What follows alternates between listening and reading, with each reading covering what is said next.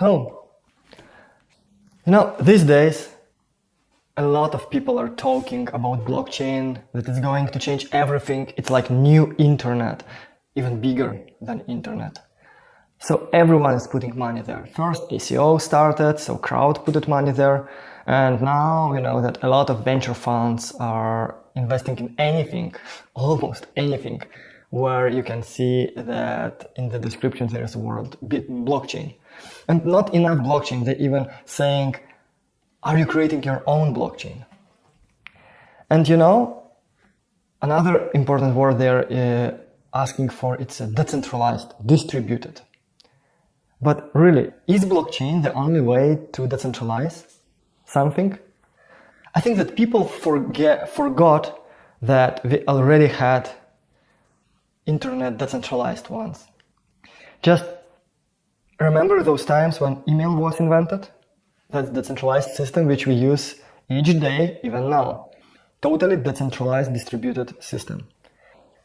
IRC, do you remember still? We were talking in different IRC channels. You could pop up your own IRC server. So also not at some kind of centralized system, but you had one client and you could join different channels, different networks. Jabber.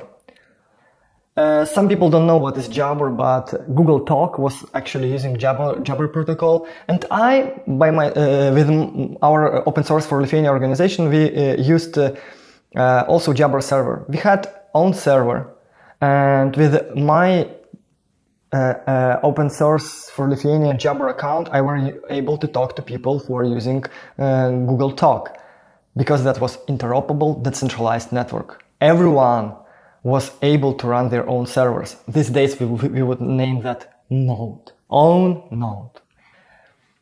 Napster. Yeah, that's times when we were able to share our our music peer-to-peer. And even Torrent, which is super popular these days, it's also a decentralized solution. Many decentralized solutions, and even web itself. It's also application on top of internet. It's decentralized, you can use different browsers for it. So the internet had a lot of decentralized applications before. I see pattern that everything from decentralized becoming centralized. Just look. We used Jabber. These days we are using a lot of messaging programs like Telegram, Messenger, Skype, Viber, and stuff. I have maybe 12 applications installed. That's days of Jabber. I were using one Jabber client, and I was able to talk and have different Jabber accounts and to talk with different people using one client. And my client looked differently. These days I have to use a lot of applications. IRC, these days everyone is using Slack, which is actually the same like talking in the channels in some rooms. And then look, we had decentralized blogging. So many people were running their own WordPresses and even not WordPresses for their blogs and web pages, paying like $2 or $5 per year for hosting. Then bigger platforms like Blogger came and people started to run accounts there. And now, or almost everything is going to be on Medium. But even Blogger was better than Medium, because back in the days I were using my RSS reader and I was able to subscribe to some WordPresses and not WordPresses and some news portals and Blogger and other platforms of like news blogs and stuff like that. Now I just have to create an account on Medium. Medium will send me notifications. I will have Medium created application. It's even hard to have to create your own application. Everything again became centralized. SMS. It's also the centralized protocol. You can use any kind of mobile phone. Nokia, please. Windows Phone, no problem. iPhone, Android, no problem. Some, I don't know, like Vodafone, no problem. Any network, any provider, everywhere. So I can send SMS to any person on the globe. And nobody owns the network. Okay, there is a little bit centralization in terms of regulation. But even that centralization in terms of regulation is decentralized. Because it's regulated by countries. by governments. So there is no one government which would control our access to SMS and GSM protocol in general. And these days, we are using WhatsApp more than SMSs in most of the places. Napster, Spotify, and I can name and name and name. So like social networking, file sharing, video sharing like YouTube and stuff, messaging platforms, even Office program. Like we have now Office online and like Google Docs.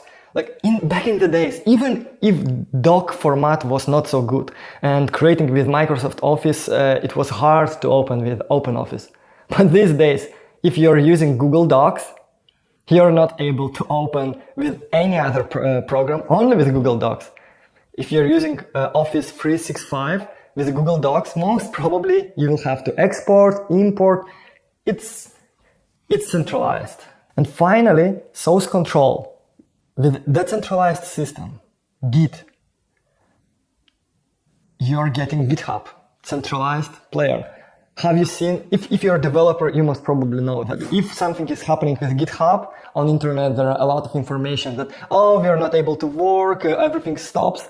So programmers are not able to work even while using decentralized stuff like Git because they are syncing through centralized authority, which is GitHub. And that's also very interesting. So why? Why happened that these days everything moved from decentralized to centralized? And I would name 3 problems, big group of problems. It's a technology, it's an efficiency, and it's an incentive. So what's technology? And what's technological problem with decentralization? Actually, it's harder to create decentralized protocols and systems. It needs more knowledge on programmers' side, more engineering to synchronize information, because it involves much more knowledge about networking, about latency, and stuff like that. About authentication, how do you believe if that another authority is someone who can change your data? Do you believe that it's a last data? It's a technological problem. It's much easier to create centralized system. Even for big companies, corporations, when they are super centralized, but if they would like to have data centers in different continents, they have to sync information between continents. Just in case their data center in Silicon Valley will be burned or something will happen, like earthquake. So all the people would still be able to use services like Uber or Amazon. So technologically, decentralization is hard, requires much more technology, and those big companies are working on decentralized and distributed databases. And that's really, really tough thing to do. Efficiency. And here I would say not like more about technological efficiency, but about, for example, decision making. Because in centralized system, it's really easy to make decisions because someone else is making decisions. Maybe they are a small group of people, they are talking to each other, decision made. But look on all those groups who are creating some kind of standards and standardization committees. To do something, they requires years and years before something will be standardized, because each party has their own opinion. They are discussing on different cases all the time, because all of them will have to use it. They have to play with all different use cases. They know that upgrade that decision, it will be really hard, because then you will need not just upgrade one company or one software which is using this protocol. Like, for example, if you're making decision of Slack API, it's not a big deal, especially if only Slack client is using your API. You just say, okay, there is a new API for you, and that's a new client for you, no problem. But what if you have 50 different companies which are creating clients? You have to create a backward compatible changes. It's totally different level of problem and difficulty. Another efficiency is the branding and marketing. because centralized authority, they are really good in creating branding, and for them it's much easier to do marketing. And then people know some brand better than just the centralized solution, because the centralized solutions usually are spreading from mouth to mouth. Sometimes big corporations starting to use that, but it's not very often. Usually it's growing slowly, and we are just sharing that information because nobody have incentive actually. You need less time on synchronization of information. Even like in working as a software engineers, most of companies still would like to hire everyone to work on site, because everyone have to go to one office. Then people are talking in that office, and information spreads much faster about decision made, about progress of software engineering, of software development of that particular product and stuff like that. If somebody is working outside, if it's a distributed team, then communication between parties became hard. And decentralized systems usually use open source and communication, because we would like to create a decentralized world which has no authority which could say how it should work. So even organize the process of communication, it's also a little bit chaotic process in the beginning, so it's slower. And from my point of view, one of the most important problems why everything from decentralized became centralized, it's incentive.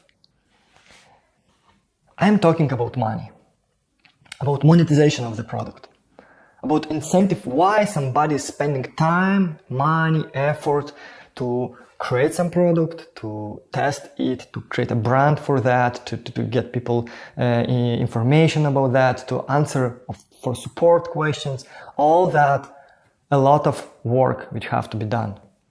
In centralized systems, it's much easier to get access to investment. So you're just trying to create your startup, you're getting venture capital or private funding, so you're playing with that. So somebody already paid for you, so you're not working part-time or for weekends or from your own savings. People are getting salary to create some solution. It's faster. Money speed up everything.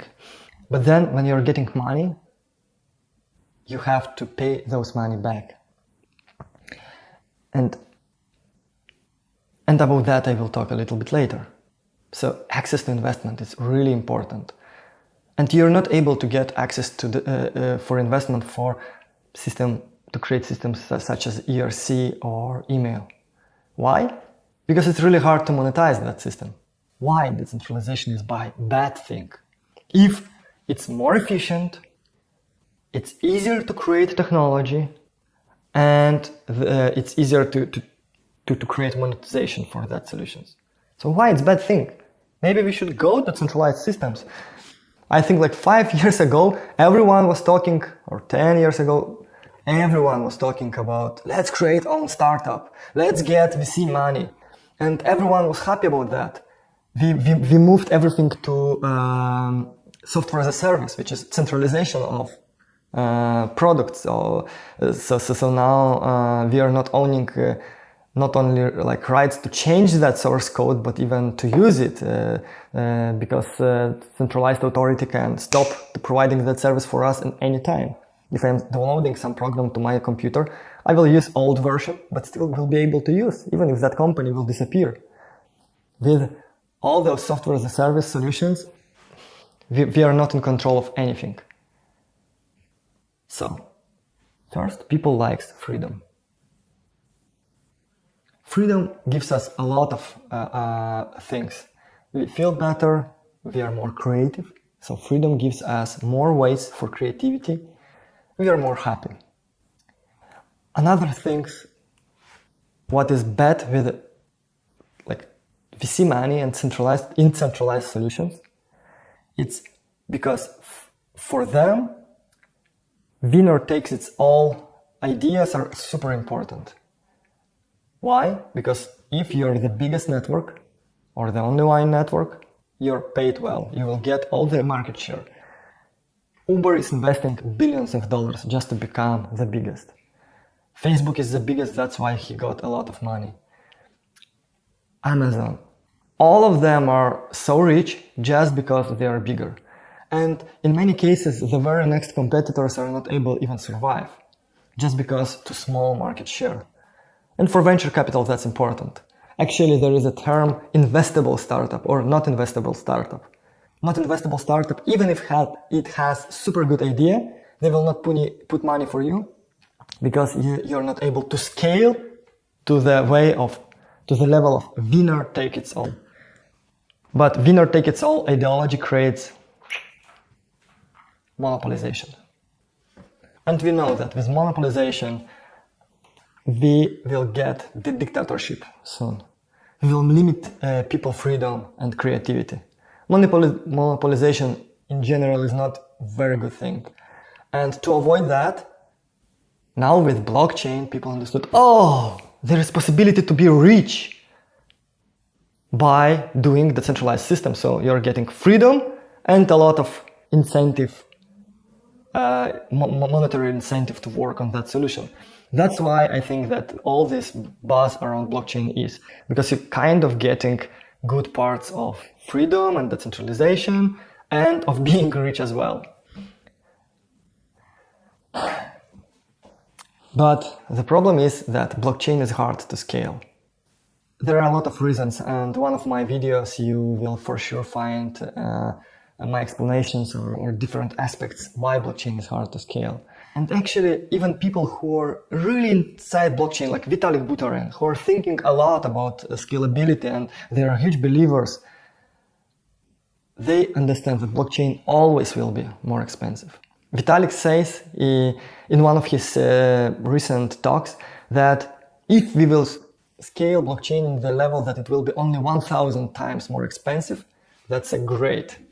Because now we have to scale blockchain in hundreds of millions of times. Hundreds of millions of times too slow at the moment. And if it will be too expensive in many ways, not only in transaction fee, but too expensive to share that data, to have ecosystem and stuff like that. And if it will be only 1,000 more expensive than centralized database, everyone will be happy. Really? I really believe that there are really good examples for blockchain. I am a big believer of programmable money, of Bitcoin, even of digital identity on blockchain. I really believe in those solutions, but they're just a few. But Bitcoin, like blockchain gives us Bitcoin. And Bitcoin, and maybe some other cryptocurrencies, that's something which helps us to go to decentralized solution. My belief is that with programmable money, we are getting key for decentralization. Why? Because now in our decentralized solutions, we are able to have right incentive to run our nodes. We are able to have micropayments. We don't need permission from bank to start my Napster and pay for Napster or monetize things like torrents or anything else. Blockchain could be used also in really interesting ways. Let's look for a couple of examples how I see that programmable money and maybe some other applications of blockchain could be used in another decentralized systems. But for that, you don't have to create your own blockchain. You can use existing ones. Just imagine torrent, which has monetization. Currently, on torrent, mostly people are sharing not legal content, I would say, or like movies which are not legally transferred. Why not legal? And why still sharing? Actually, on torrent it's really hard sometimes to download old movie which is not super popular, or if you would like to surf with a torrent some book which you created and you would like to make it open source book and you're putting it and serving, so if your server will stop to serving it, there is a big chance that nobody else will be streaming your book. Why? Maybe because it's not popular, or maybe that someone just downloaded your book and don't want to share their traffic. And why they don't want to share their traffic? Because nobody pays them for that. But imagine torrent, which has monetization incentives. People would fight for a good content to serve for another people. So all those rare content also would be there. Another thing, I do believe that even legal content could be there, because we could say that you're able to download this movie, but you have to pay for that some amount. And nodes which are serving you that movie are also getting paid for serving, and the main owner of that file also is getting paid. It's totally new level of decentralization and of solutions built on top of those networks. We can create a decentralized Dropbox. But till now, without blockchain, who would like to serve and store your files? Even if you will find a way how to make it secure and even fast and scalable, there is no incentive how to serve your files. It's really hard without central authority to create it's impossible to create contracts with banks or with Visa to be paid in dollars or euros. But with cryptocurrency, each node could have a contract directly with client. And with the cryptocurrency, I do believe such projects like Filecoin should really succeed. Yes, that will be not easy, but now they got paid from investors. Now they have money for that and time for that, and possibility to create a good decentralized solution for file sharing. And I do believe that we will see a lot of examples like that.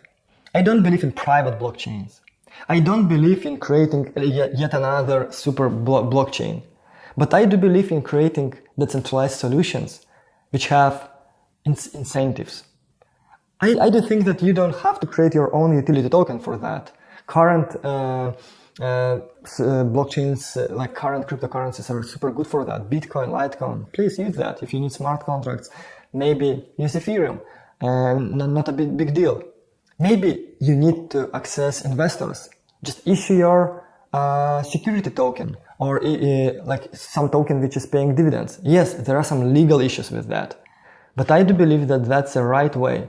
So we are going to solve those security issues, and we are going to see really new level of solutions just thanks to smart programmable money.